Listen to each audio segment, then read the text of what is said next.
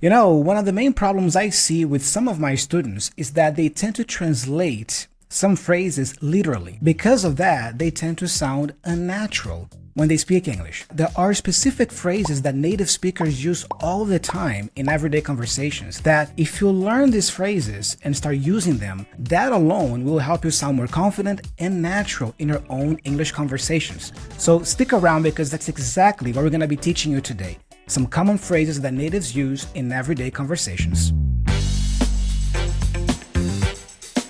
So Ksenia, I have here some common phrases for us to go through. I have a list.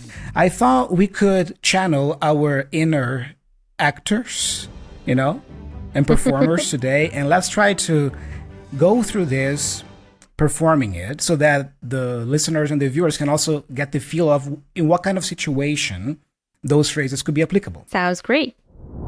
So the situation is, I'm moving out, for example. Oh, these boxes are so heavy. Oh, you need a hand? Sure, thank you.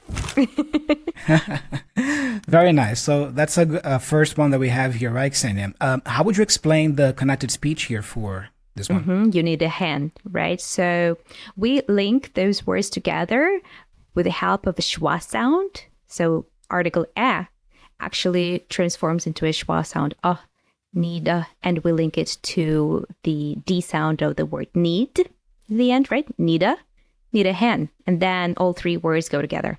Let's move on to the next one. Ksenia, where are you going? Oh, I was gonna grab a bite. I think I want to go with you, yeah? I'm pretty hungry. What does it mean, Ksenia, to grab a bite? To grab a bite means to have a short snack. Well, I would say I was gonna grab a bite. That's more the normal way to pronounce it, but we also have a more reduced version of this response of this phrase, which goes something like was gonna grab a bite. For me, it's really hard personally to speak this way because it's so reduced and so quick, but you might hear some natives pronouncing it like that, guys, really quickly. Was gonna grab a. Next one, Ksenia. Let's keep it moving. Okay. 2,500 plus 1,300 equals 3,800, correct? Sounds about right. In what situation can we use this one, Ksenia? I think I heard this phrase in the movie I watched yesterday, and there the main character met this girl who was engaged to another guy. And when she was describing their relationships, she said that, my partner and I, we're so different, but I think that we complement each other really well. And it's supposed to be like that, right? And the main character says, I'm not an expert on the subject, but that sounds about right. So he confirms that this assumption that partners stick together, glue together better if they have different interests. Awesome. So we can use this phrase for confirmation, to confirm something. What else do we have there? Check it.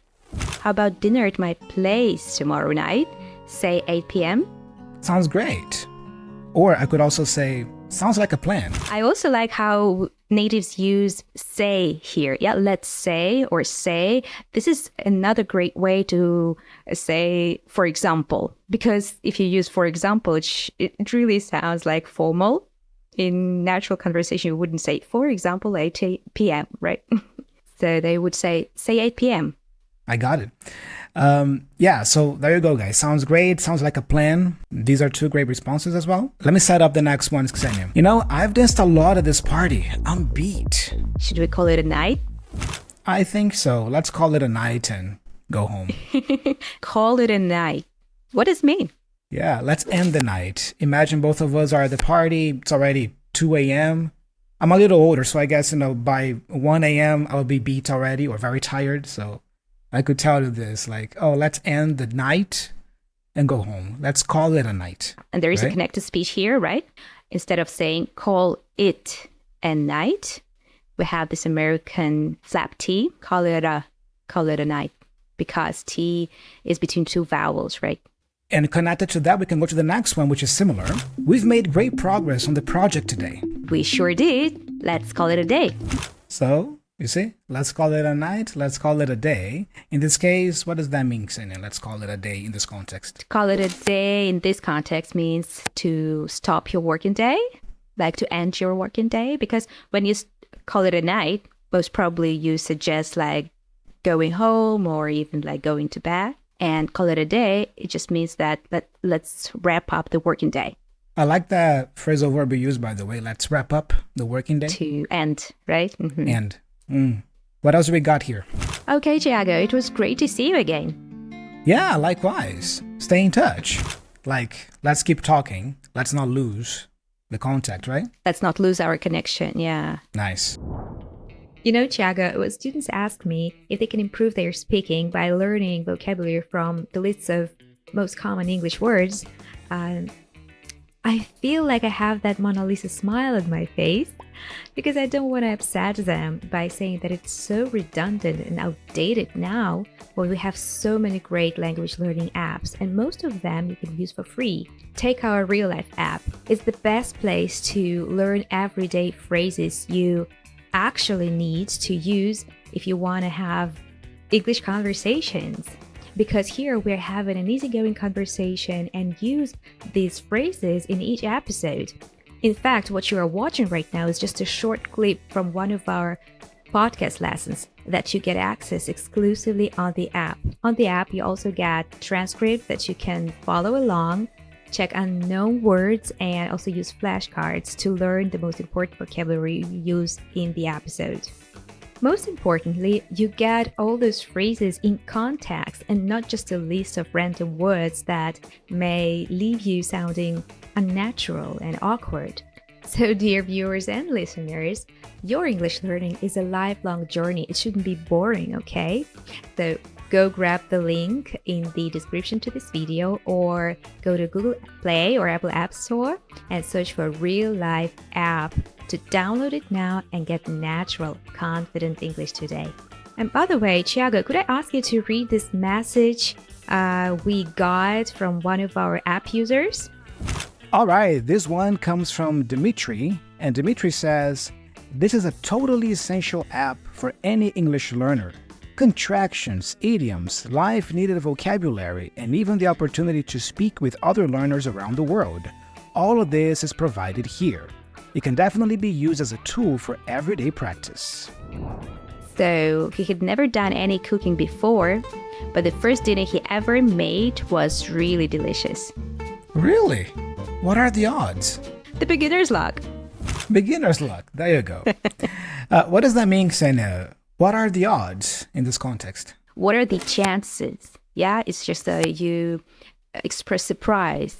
Yeah, that's it.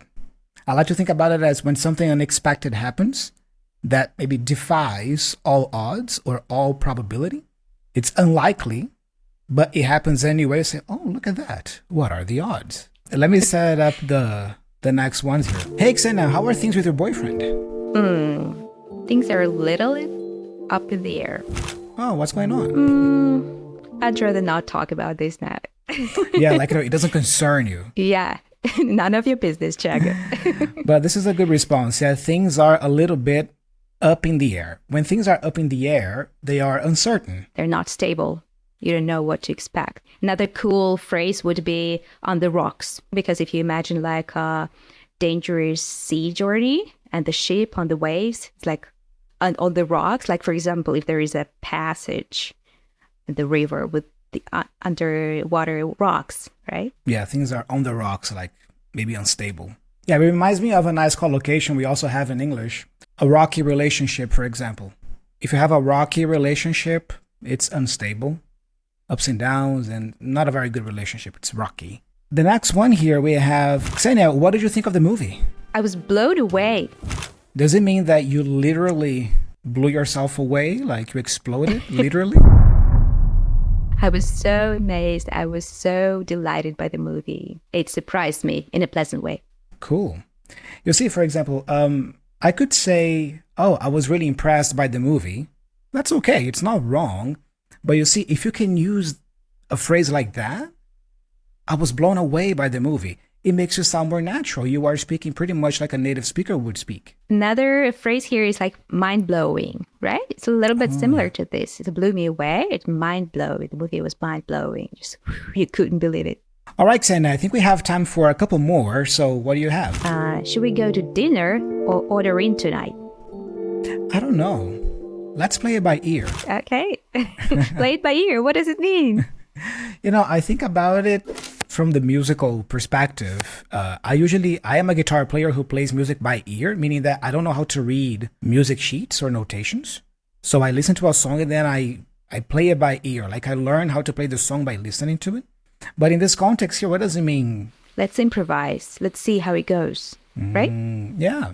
All right, so the last one here is, look at the situation, guys. Do you want to grab a coffee later? I can't. I'm swamped with work. Ooh, good one. What does it mean? A swamp, if you imagine it as a noun, it means like this area in the forest where water collects and it's like, like a marsh. Yeah, very liquid ground.